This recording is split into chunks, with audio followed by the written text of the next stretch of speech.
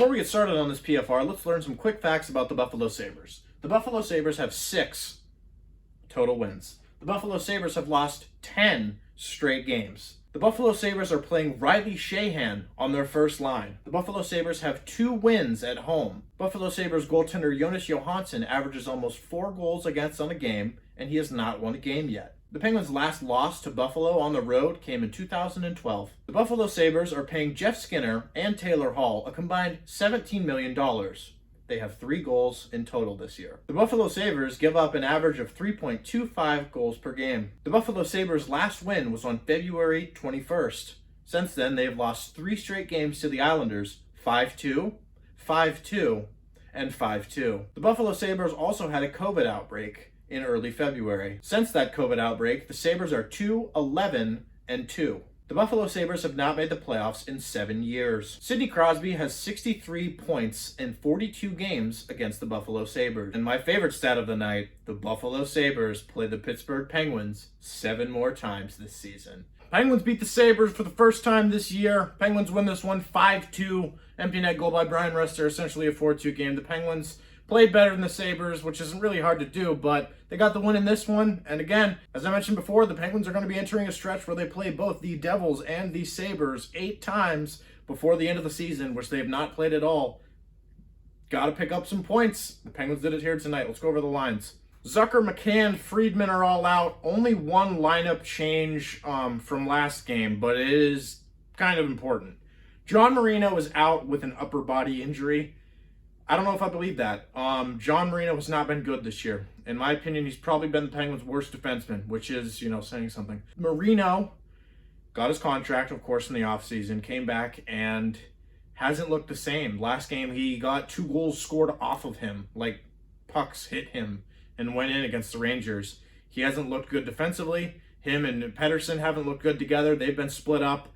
I'm concerned about John Marino. This isn't my PFR question for the night, but what are your thoughts on Marino? I still think he has the potential to be a good defenseman, but they didn't list him as a injury before the game started. They listed him as just a scratch.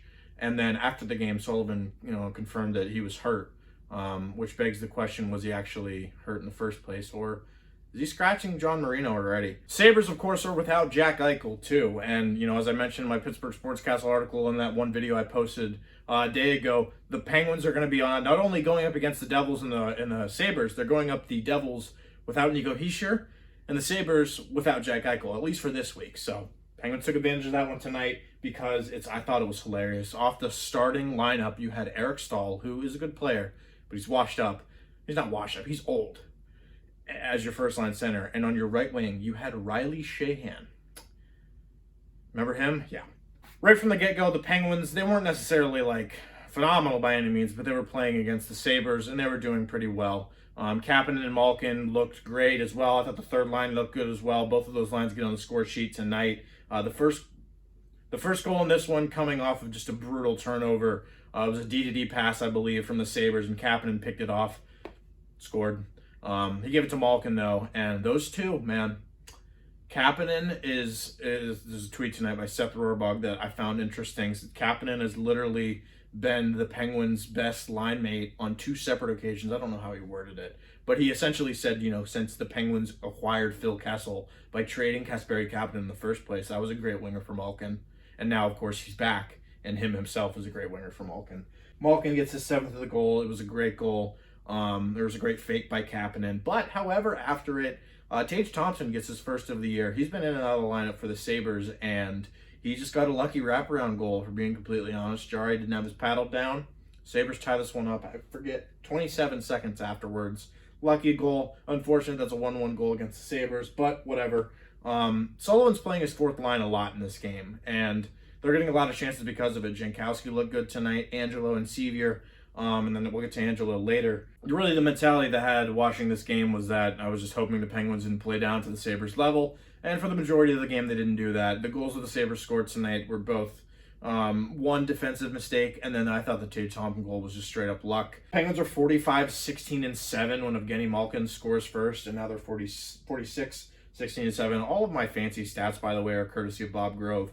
Brandon Tanev gets the Penguins back their lead. The third line again, the speed by Tanev that he can create. Blueger and Tanev together look tremendous. Blueger is having a much better past games. He struggled a little bit. He had a stretch where he had, brutal turnovers, but, for the most part, he's still been a great player. And Tanev gets on the board. He gets his 6th of the year.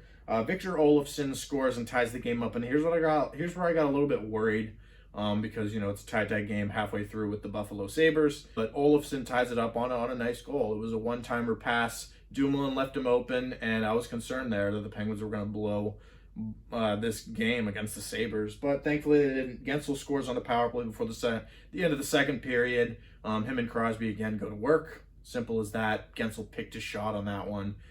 They give him all the time in the world. And then in the third period, Anthony Angello in the fourth line finally get what they deserve in terms of how good of a game that they had. Anthony Angello gets his first of the season. It wasn't his first NHL goal. He scored his first NHL goal last year, actually. Angelo was from Syracuse, New York, so he got it against his hometown team. And the Penguins end up winning this one, not after, though. Tristan Jarry gets his 3rd assist on an empty net goal by Brian Russ. The Penguins win this one 5-2. And this is also Mike Sullivan's 300th career win. So congratulations to him.